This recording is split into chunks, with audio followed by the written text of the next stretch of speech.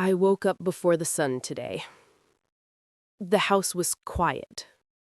The kind of quiet that doesn't wait for laughter anymore. Thanksgiving used to sound different here. Pots clattering, grandkids' footsteps running down the hallway, my husband humming a tune he never quite remembered the words to. But this morning, it was just me. The soft hum of the refrigerator and the sound of my own breathing. Maybe that's why my hands trembled a little as I lit the stove. Not from age, but from knowing something deep inside my chest. This will be the last Thanksgiving I will ever host. I didn't say the words out loud. I didn't need to. They lived inside me like a truth that had finally stopped hiding. Still, out of habit, or maybe hope, I found myself reaching for the faded recipe card tucked in my drawer. The one my husband wrote in his looping handwriting the year we cooked our first Thanksgiving together. His favorite dish, the one he called the heart of the table. I held the card for a moment longer than I meant to. My thumb brushed the corner, the paper gone soft after decades of use. His handwriting felt like a touch from the past. Warm, familiar, steady. I whispered, "I'll make it for you." Though he's been gone for years now. I started cooking, letting the scent of herbs and butter fill the kitchen the way it used to. For a moment, I could almost feel him behind me, teasing me that I added too much time. I smiled, then felt the smile collapse into something tender, something aching. I kept reminding myself, it's fine, the family is coming, it'll be noisy again, maybe this year will feel different. But a part of me, the older, quieter part, already knew it wouldn't. I stirred the pot slowly, watching steam rise and disappear into the empty space above me. Funny how steam does that. Appears warm and alive for just a moment, then fades as if it was never there at all. Much like the traditions I've tried to hold on to. But still, I kept cooking. Because this dish, it wasn't just food. It was memory. It was love. It was everything my husband and I built together. And today, I would place it on the table one last time. I've hosted Thanksgiving in this house for more than 4 decades. Sometimes I wonder how many memories these walls have soaked into themselves. How many years of my life are folded into the corners of this kitchen. Every scratch on the dining table, every stain on this old apron I'm wearing, each one is a story, a moment, a season of my family's life. Back when the children were young, Thanksgiving felt like a celebration that started days before the actual holiday. My husband and I would plan the menu together, arguing playfully over the number of pies we needed. He insisted on 3. I always said 1 was enough. He never won that argument, but he never stopped trying. The house would come alive with noise, little hands tugging at my apron, my daughter sneaking spoonfuls from the pot, my son running through the hallway with a paper pilgrim hat he made at school, my husband carving the turkey like he was conducting an orchestra. Those were the years when the world felt whole, when family meant late-night board games and washing dishes together while the radio played old country songs. There were no cell phones to stare at, no hurried schedules, no rushing out the door after eating half a plate. Just us, a family. I didn't realize at the time how precious those quiet, chaotic moments were, how quickly they fade. Life doesn't warn you when something is happening for the last time. It just ends, quietly, without ceremony. And then one day, you wake up and the house is still. I paused in front of the dining table, running my fingers across the polished wood. This table has held decades of Thanksgiving feasts, but today, as I laid out the plates, something felt different. Not wrong, just heavier, as if each plate carried memories far heavier than their weight. I set out the old serving spoon, the one my husband always used. Even touching it brought him back to me for a moment.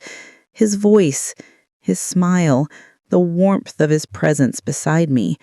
For years after he passed, cooking Thanksgiving dinner felt like a way to keep him here, a way to honor him, a way to tell my children, even as they grew older and busier, we are still a family, and I am still here.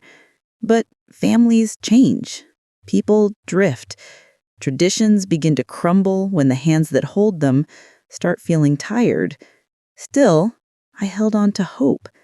I told myself that today might feel like the old days, that maybe, just maybe, the house would come alive again when they walked through the door. Over the years, I've watched Thanksgiving change. Quietly at first, then all at once. It started with small things. A late arrival here, a rushed phone call there. Plans that used to be certain suddenly became, "We'll try to make it, Mom." At first, I didn't mind. Life gets busy. Children grow. Work demands more. Grandchildren have sports, homework, friends, screens. I told myself it was normal. Families evolve.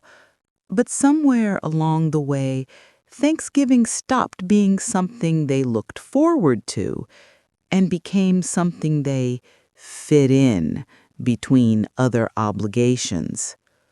The first year, my daughter walked in already on a work call, still holding her laptop bag, I felt a tiny shift inside me. She mouthed, "Sorry," while typing something frantically. She kissed my cheek without looking up. I said nothing. The second year, the grandchildren came in, each with a glowing screen in their hands, their faces illuminated by devices instead of excitement. They barely noticed the decorations, the smells, the warmth. One of them asked, "Grandma, what's the Wi-Fi password again?" Not, "How are you, Grandma?" Not, "Dinner smells amazing." Just the password. I gave it to him with a soft smile, pretending it didn't sting. Then came the tradition breaking. No more helping in the kitchen, no more gathering around as I plated the turkey, no more sitting together before eating. Now it was casual, rushed, distracted. A part of me wanted to shake them gently and ask, "Don't you remember how it used to be?" But I didn't. Mothers, grandmothers, we learn to stay quiet.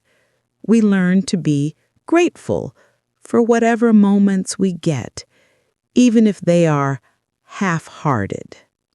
Last year was the hardest. They arrived late, very late. They apologized, but their eyes said they were exhausted and wished they were somewhere else. Dinner felt like a chore they had to complete before they could move on with their day. They ate quickly, barely tasting anything, left the table early, and left before the sun went down. I remember standing alone in the kitchen that night, the sink full of dishes, the house empty again, whispering to myself, maybe next year will be different. But deep down, I knew it wouldn't.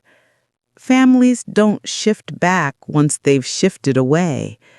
And today, as I watched the cranberry sauce shimmer in the bowl and the turkey slowly turn golden in the oven, I felt something I hadn't felt before. A quiet acceptance, a knowing, a truth rising softly inside me. This is the last time I'm holding on to a tradition alone. By the time the sun finally rose, I had already been in the kitchen for hours. That's the thing about Thanksgiving. The work begins long before the doorbell rings. And even though my body has slowed with age, my hands still remember every step, every motion, every rhythm of the holiday that once meant everything to my family. I started with the vegetables, chopping slowly, carefully. The sound of the knife against the cutting board echoed in the quiet house, a reminder that this kitchen has heard decades of preparations. But today, only my hands carried the tradition. As I cooked, I found myself humming a soft tune my husband used to whistle when he was pretending to help, leaning over the counter and stealing bites. I smiled at the memory. It felt good to remember the years when Thanksgiving wasn't just a date on a calendar. It was an event we built together. I marinated the turkey the way he liked it. Lots of garlic, herbs crushed between my palms. The smell filled the air, warm and familiar. For a moment, I could pretend he was still here, standing behind me, placing his hand on my back like he always did when he wanted me to know he was proud of me. I set the table next. I took my time with it, not because anyone would notice, but because I wanted it to feel right. Each plate, each folded napkin, each piece of silverware polished until it caught the light. These small acts, they used to matter to my children. They used to gather around the table before we started eating, admiring the setup, complimenting every detail. Those compliments don't come anymore. Now they say things like, "Mom, you didn't have to go through all this trouble." But the truth is, this trouble is the part that feels most like love to me. Then came the dish, his dish, the one that carried memory, laughter, and the kind of love that doesn't fade even after a person is gone. I prepared it with slow, deliberate hands, whispering small thank yous to him in my mind. Thank you for the years. Thank you for the traditions. Thank you for giving meaning to moments that now feel heavy without you. When I placed the finished dish on the counter, steam rising softly, I felt a flicker of hope, a fragile, trembling hope. Maybe today, maybe this year, they would remember, they would taste it, they would feel what it meant. Because traditions only live if someone chooses to carry them. And I was still carrying them, alone, but carrying them all the same. By late afternoon, the house smelled exactly the way Thanksgiving should smell. Warm, inviting, full of years and memories. I stood near the window, wiping my hands on my apron, and watched the driveway, waiting for the first car to pull in. Waiting, hoping, reminding myself not to expect too much.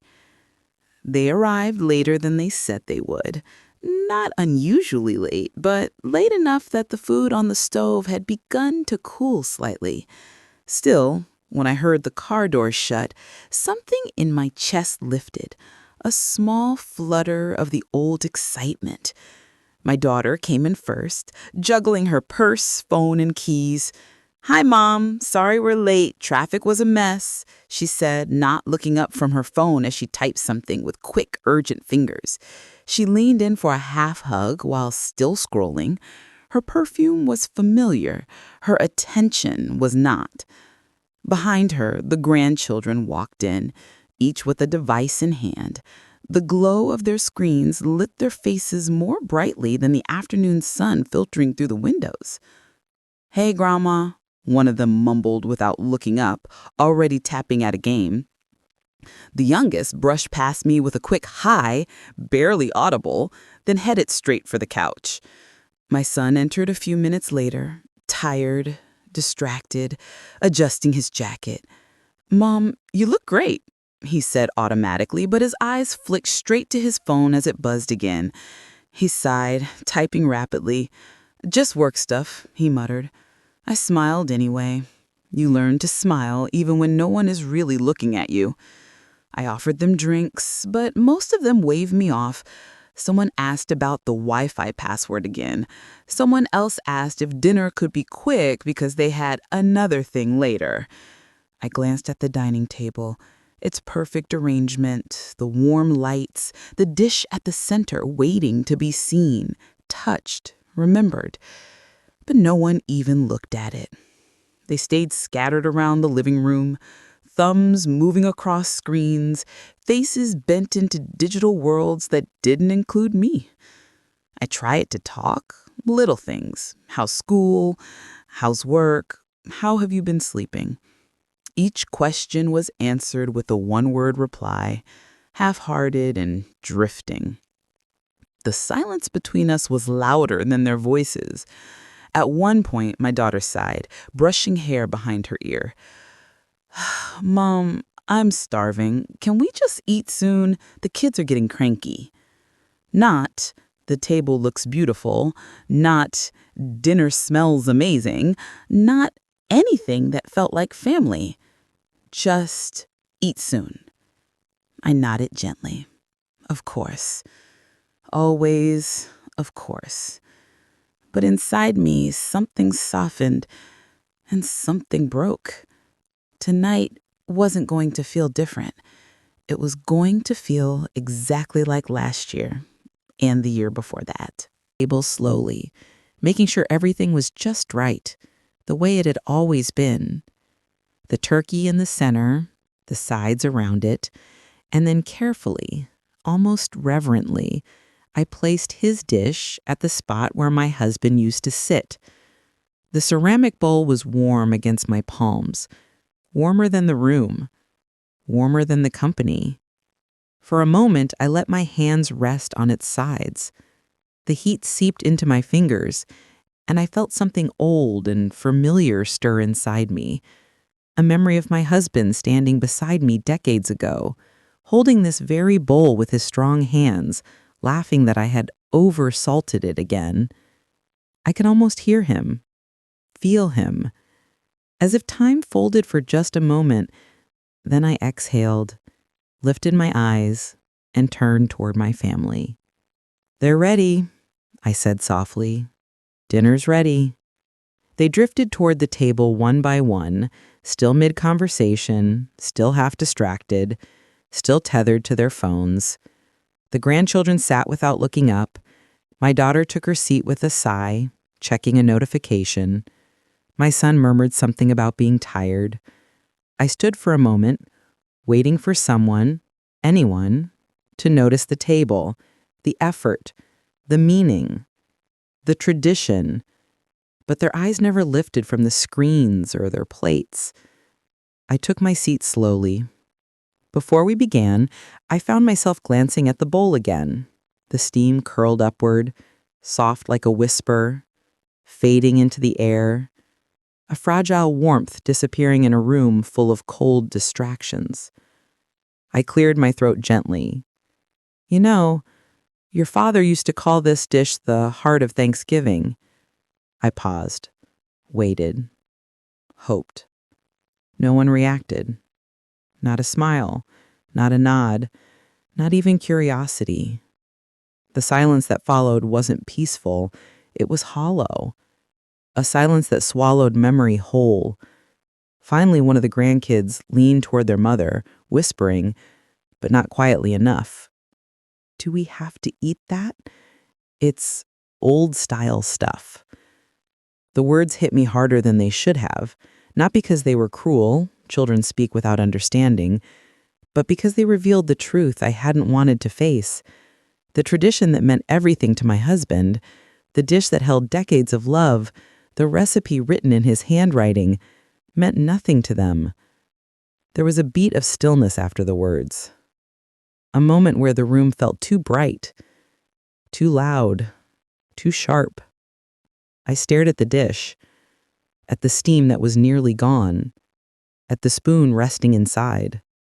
His spoon, catching the light in a small, trembling reflection. I felt the sting behind my eyes and looked down quickly, pretending to adjust my napkin. My daughter didn't hear the whisper, or maybe she did and chose to skip past it. She just said, "All right, everyone, let's eat. We don't want to be late for our evening plans." Evening plans. On Thanksgiving. I lifted the serving spoon with a hand that suddenly felt far too heavy, but no one waited for the dish. No one reached for it. Plates filled with everything except the one thing I hoped they'd notice. The bowl sat untouched. Untouched, just like the memories I'd tried to keep alive. Just like the love I'd poured into them all these years. Just like the part of me that still missed him. I lowered my eyes, swallowed the ache rising in my throat, and kept my silence. Because sometimes silence is the only thing a heart can manage. Dinner moved forward without ceremony. Forks clinked against plates. Chairs shifted. Conversations floated around me. Light, surface level, hurried. Nothing about it resembled the Thanksgivings I once knew. Nothing about it felt like the family I built. I watched them eat quickly, as if this meal were just another task on a list they were anxious to finish.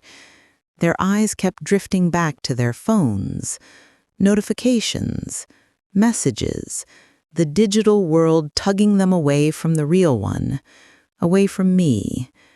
I lifted my glass to take a sip of water, and in that moment, I heard my son whisper to my daughter, "Let's not stay too late. We still have things to take care of." Not softly, not with regret, just matter of fact. Another whisper followed, the kind that wasn't meant for my ears. "The food's fine, but Mom really sticks to these old traditions. Wish she'd make something more modern." Modern. As if love had an expiration date. As if effort went stale. As if tradition, my tradition, no longer belonged at this table. I kept my eyes on my plate. I didn't blink, didn't cry, didn't let my hands shake, even though they wanted to. Inside, something fragile unthreaded itself, like a quiet tearing, a soft unraveling. I excused myself, calmly, politely, the way mothers do when their hearts are splitting open in the middle of dinner, but they don't want anyone to notice. "I'll just check on the rolls," I said, even though they didn't need checking and never would. In the kitchen, the silence was different. It wasn't hollow like the dining room silence. This one was heavy, full, almost suffocating. I leaned on the counter, breathing slowly, feeling the ache settle into my bones. On the stove, his dish sat warming gently, untouched. The spoon rested exactly where I left it, reflecting my face in a small warped shimmer. I sat down on the kitchen chair, the same chair where he used to kiss the top of my head while I cooked, and I finally let myself feel what had been building for years. I wasn't hosting Thanksgiving anymore. I was holding on to something long after everyone else had let go. I pressed the dish towel to my lips, letting the tears fall silently behind it. Not loud, not dramatic, just quiet grief, quiet realization. And in that stillness, one truth finally settled inside me. I can't keep doing this to myself. This will be the last Thanksgiving I host. Not out of anger, not out of spite, but out of a tired, tender kind of self-respect. I sat there for a few minutes, gathering myself in the quiet of the kitchen. The steady hum of the oven was the only sound, comforting in a way, the way a heartbeat is comforting when you're trying not to cry. I thought I was alone until I heard small, hesitant footsteps behind me.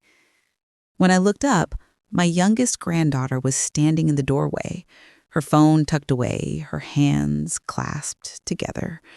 She wasn't rushing. She wasn't distracted. She wasn't looking past me the way everyone else had been. She was just looking at me. "Grandma," she whispered, as if afraid to disturb something delicate. I straightened a little, wiping the corner of my eye quickly with the back of my hand. "Yes, sweetheart? Do you need anything?" She shook her head slowly. "No, I just wanted to ask something." She walked closer, her steps small, careful, almost thoughtful. She glanced at the stovetop and her eyes paused on the ceramic bowl. His bowl. "What's that dish?" she asked gently. "Mom said it was Grandpa's favorite. Why did he like it so much?" Her voice wasn't curious in the careless way children ask questions. It carried something else, a softness, a genuine desire to know, something I hadn't expected from anyone tonight. I felt my shoulders loosen just a little. I pulled out the chair beside me and nodded to it.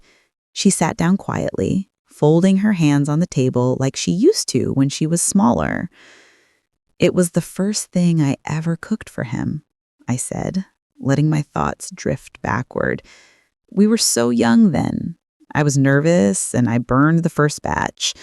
I smiled faintly, but he said it was perfect anyway. He said the taste reminded him of home.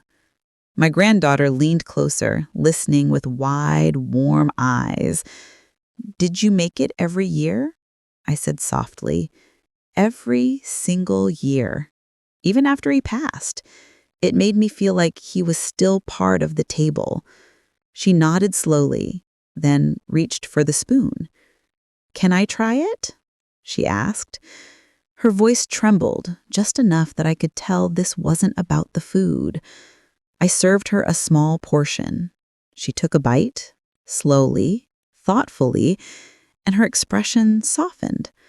"It tastes like—" She paused, searching for the right word. "Like something made with love." I felt a warmth in my chest, small, fragile, but real. A tenderness, not a solution. A moment, not a cure. She wasn't fixing the night. She wasn't erasing the hurt. But she was reminding me that even small moments of understanding can exist inside a larger disappointment. She rested her head lightly on my shoulder for a second before she stood up. "I'm glad you made it, Grandma," she whispered. Then she left quietly, returning to the dining room. The kitchen felt a little less cold, not healed, not restored, just softened around the edges. After my granddaughter returned to the dining room, I stayed in the kitchen for a moment longer, letting her words settle into the quiet around me. They didn't erase anything. They didn't change the evening, but they lingered like a small, warm light in a dim room. Gentle, fleeting, real. When I finally walked back to the table, everyone was already finishing up. Plates scraped, chairs shifted, phones buzzed. My daughter stood first, brushing crumbs from her blouse. "Well, Mom, dinner was great," she said, giving me a quick smile that didn't quite reach her eyes. "We should get going, though. Long day tomorrow." My son nodded, already reaching for his car keys. "Yeah, thanks, Mom. Food was good. We'll call you later this week." I smiled back. Of course I did. Mothers learn to make their smiles look natural, even when their hearts feel anything but. The grandchildren gathered their things: chargers, jackets, half-finished drinks. They moved in little circles around the dining room, talking to each other, not really looking at the table, not once noticing the untouched bowl in the center. The one that meant everything. The one that held memory. The one that held him. My granddaughter, the youngest, hugged me last. She pressed her cheek against mine and whispered, "Thank you for telling me about Grandpa." It was the only moment of real connection all evening. And just like that, she was gone too, walking out into the cold night with the others. The door closed behind them with a soft click. And the house, the same house that once overflowed with noise, laughter, footsteps running down the hall, became quiet again. Too quiet. I looked around the room, taking in the plates, the chairs pushed back unevenly, the decorations no one commented on, the table I had polished so carefully. And then my eyes fell on the dish. Still full, still warm, still untouched. The steam had faded completely. Only a thin layer of condensation clung to the inside of the bowl, like the last breath of something that once lived. I walked over slowly and rested my hand on the ceramic. It was barely warm now, barely holding the memory of the hands that once carried it with pride and familiarity. A truth settled into me. Not painful anymore, just clear. Traditions do not survive because one person keeps them alive. They survive because a family chooses to honor them together. And I was the only one choosing anymore. I stood there for a long time, in the stillness of my own home, realizing something I had resisted for years. It's time to stop holding on alone. I began clearing the table slowly, not because there was much to clean. Most of the food was barely touched, but because I wanted to move with intention. I didn't want to rush. Not tonight.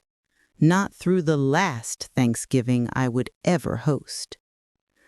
The house was silent except for the soft clatter of plates stacking, the running water filling the sink, and the distant echo of my family's footsteps already fading from memory.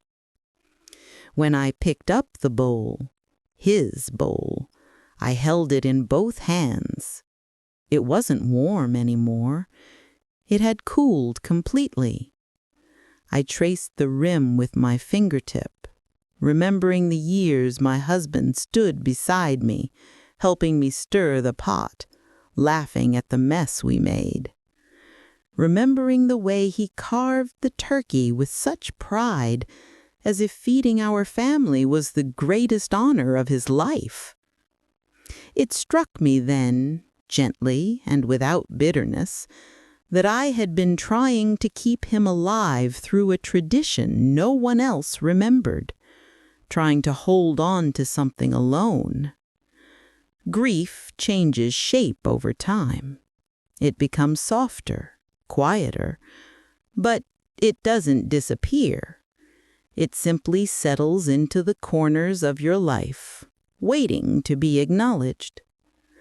I set the bowl down carefully and turned off the last light in the dining room, leaving only the warm glow of a small lamp on the counter. As I wiped my hands on my apron, a thought rose inside me. Not sharp, not painful, just honest. I've done my part. I loved this family with my whole heart. I kept these traditions alive for as long as I could. But traditions need more than one pair of hands. And love, real love, isn't measured by how long you hold on. It's measured by knowing when it's time to let go. Gently, gracefully, without resentment. Next year, I won't host Thanksgiving. Not because I'm angry, not because I'm hurt, but because I deserve a holiday that feels like warmth again. Maybe I'll volunteer at the community center, serve food to people who linger in conversation, who ask how you're doing and really wait for the answer. Maybe I'll visit an old friend who spends her holidays alone. Maybe I'll light a candle for my husband and cook his dish for myself, quietly, without expectation, simply because I still love him. I took a deep breath, feeling something settle inside me. Not sadness, not regret, just peace. I folded the apron, turned off the lamp, and stood in the doorway one last time, letting my eyes trace the shadows of the room. "Thank you," I whispered, to him, to the years, to the memories. Then I closed the dining room door softly, knowing it was the right choice. And for the first time in a long time, I didn't feel alone. I felt free. If this story touched your heart, stay with us for more real-life journeys like this. Your presence here means more than you know.